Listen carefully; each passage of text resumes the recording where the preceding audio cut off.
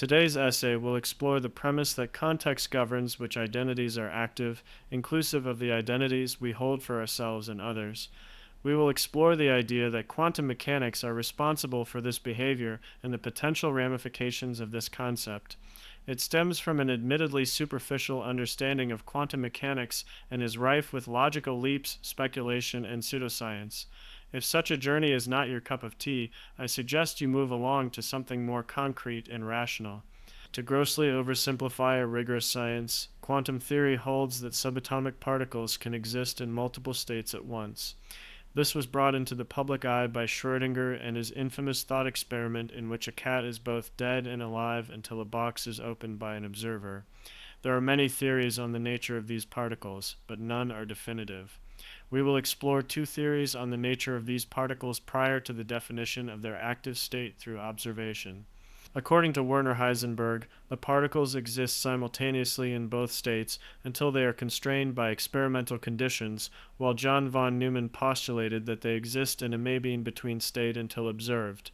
Regardless of whether its inactive state is in between states or residing both, the subatomic particle's behavior becomes defined once a context is applied.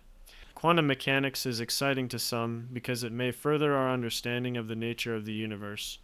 To that we say, boring here, we explore more personal topics. Let's explore how quantum mechanics influences your universe. The quantum nature of identity. Identity, or the way we view ourselves, may share the same quantum nature as these subatomic particles or Schrödinger's cat. In other words, context defines the behavior of identity by the same mechanisms proposed by Heisenberg and von Neumann. If identity in quantum physics agrees with Heisenberg, you and the local schizophrenic have more in common than you think. Multiple identities passively live within you and wait their turn for the right context to become active. Much like how the emotions in Inside Out take control of their human at different times, these different identities are awoken by different circumstances. About to give a big presentation, the executive might make an appearance. Perhaps the entertainer will bless us at his dinner party after the philosopher returns from his study. If identity follows von Neumann's ideas, you are a blend of these identities and different sides of you emerge in different contexts. I imagine this is the more popular interpretation of identity, where you view yourself as a complicated individual with many different sides depending on the occasion. The introvert in you ekes out around strangers, but your extroverted side booms with exuberance when surrounded by friends. You Renaissance man, you, internal versus external identities. The concept of identity not only applies to the internal, as we just explored, but also the external. Internal identity refers to how you view yourself, while external identity refers to your characterization of external objects. The word external is placed in quotation marks because if you assign an identity to an object, would its characteristics not reside within you? The identity of this external object is predicated upon your belief system and may hold different characteristics in another person's universe. The associations tied to the object is dependent upon the personal experiences harbored entirely within your head. For example, an apple is a delicious fruit that activates salivary glands for some, but those with an apple allergy revile it as a source of fear and caution. Like our subatomic particle, that same apple exists simultaneously in two different states between individuals. The identity of the apple becomes apparent once you apply the observer's personal context. If the apple holds different identities across different individuals, which is its true identity? Space-dependency versus time-dependency. Context can be manipulated across two domains, space and time. The apple's identity is space-dependent because it simultaneously exists in multiple states between individuals. Depending on which mental space you occupy, it holds different characteristics.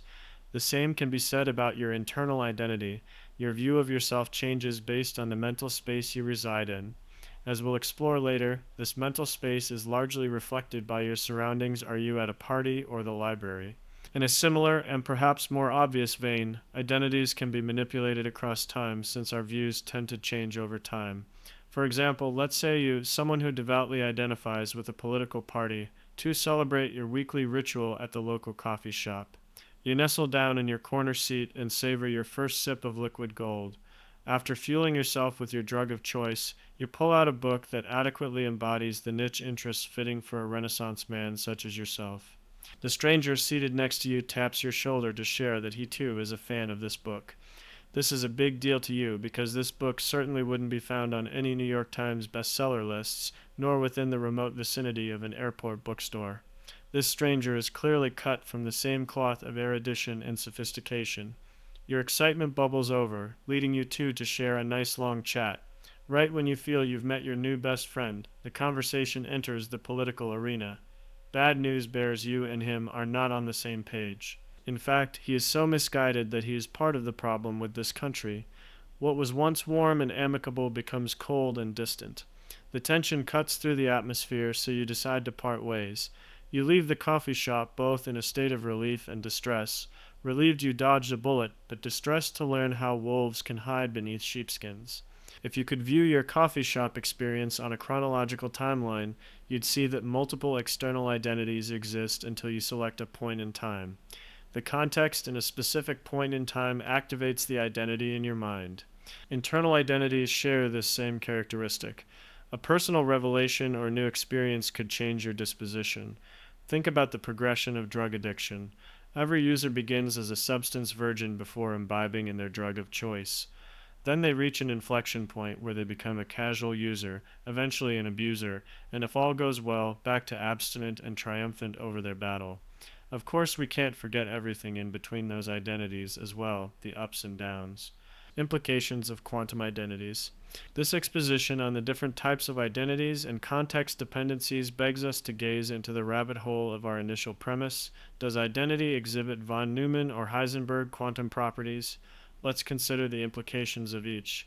If we peer into the lens of space-dependency, the question of the underlying quantum mechanics boils down to the question of objectivity. If the apple's identities are dependent upon the mental space you occupy, what does that passive or true, objective, unobserved state look like? If quantum mechanics follows von Neumann's theory, the apple's true objective state is a blend of all possible perceptions it shares. It changes when you select a mental space. Perhaps a more relatable example: two of your friends have an argument and separately share their side of the story with you. Thing 1's headspace has one perception of the situation, while Thing 2 presents it differently. The von Neumann approach would be to accept that the truth lies somewhere in the middle. Heisenberg's theory differs. There is no one passive state for the apple or your friend's feud. Meaning, both perspectives are true, their validity changes depending on the mental space you occupy. Heisenberg would suggest Thing 1 and Thing 2 are both right since they operate from different reality tunnels. Heisenberg and von Neumannian identities look similar in the time domain and offer similar answers to the question of objectivity across time. Heisenberg says all identities are true, while von Neumann says the answer lies in the middle of them. More interestingly, though, let's dig into the implications if the passive and active identities interact with one another, much like how subatomic particles can interact with each other across space-time through a phenomenon called quantum entanglement. If we assigned a color to each identity we wear over time, the von Neumannian passive identity would resemble a gray void. Perhaps this is the void that Taoist and Buddhist religions refer to, the void or nirvana that can be reached through intense meditation and dissociation from the present ego. If we return to our timeline view to contemplate Heisenberg, all identities that have ever or will ever become active simultaneously exist until we select a point in time. It is unclear how subatomic particles behave in this passive state since we cannot observe them, but I'll venture to assume the characteristics of the passive state somehow interact with the active state. Perhaps the passive and active quantum states are akin to the unconscious and conscious mind, where the unconscious quietly influences our conscious behaviors, or as Ian McGilchrist has theorized, the mute right brain communicates through the vocal left brain. If we extrapolate such a concept to identities, it suggests that past and future or passive identities influence the present or active identity despite our inability to consciously observe this interaction. In other words, precognition is possible with quantum identities. Scary enough, there is some literature that supports this unconventional notion in another context. The possibilities of precognition are intriguing, but I am skeptical to jump to its logical conclusion of predeterminism since the human mind can overcome any influence with enough willpower. Take gravity, for instance. We overcame gravity through our aviation technology. It just required a dose or 12 of ingenuity. Is quantum mechanics the next invisible influence we will learn to overcome? Perhaps we already have this answer in meditation if von Neumann is correct. We will close out by leveraging the placebo mindset and asking my favorite question: how can we use this information to our advantage? If identity is dependent on context, we can manipulate the context of our inner and outer world to change the disposition of ourselves, worldview, and others. I propose a counterintuitive approach since the internal and external are mirror images of each other. To influence one, you must focus on the other. Thinking yourself in circles is not the most efficient way to change your view of yourself. Rather, changing your external context and observing your reaction is much more fruitful. For example, if you regard yourself as a lazy specimen, the way to change is by placing yourself in a new environment that is the gym or an office. Likewise, if you view yourself as a selfish person, simple engagement in selfless acts will change this. The internal identity reflects its external context. Changing your external environment is the easiest way to change how you view yourself internally. In a similar vein, the outer world is a reflection of your internal world or the identities you foster. If you think the world is an awful place, it will continue to show you evidence of such a belief. If you view yourself as a doormat, you will 1. Let people treat you like one in malicious circumstances, and 2. Find evidence of this belief in benign encounters. As Leon Castillo said, one can make themselves happy or sad by choosing the meaning attached to conscious experience. Perhaps this sheds light on the previously posed depression problem. Quite simply, we can call existential depression if we can find a source of meaning for our actions and experiences. This could explain why orienting yourself towards a goal or defined life purpose is so meaningful, because all experience exists within a new paradigm of extreme personal significance. How can you choose the meaning attached to an experience? Could you find meaning through self-reflection? Would this self-reflection be circumstantial to an experience or a routine? In your reflections, would you consider how mimetic influences shape your worldview? If those influences shape an ugly portrait of the world, would an attention diet transform your worldview? Could you discover a clear purpose for yourself if an attention diet removed detrimental mimetic influences? Changing the internal is how we change our view of the external.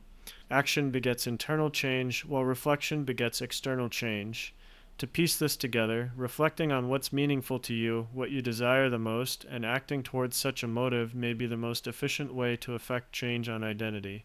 Without haste, I leave you with one last question to ponder surrounding these quantum identities. Who is the you that is living right now? Robert Anton Wilson.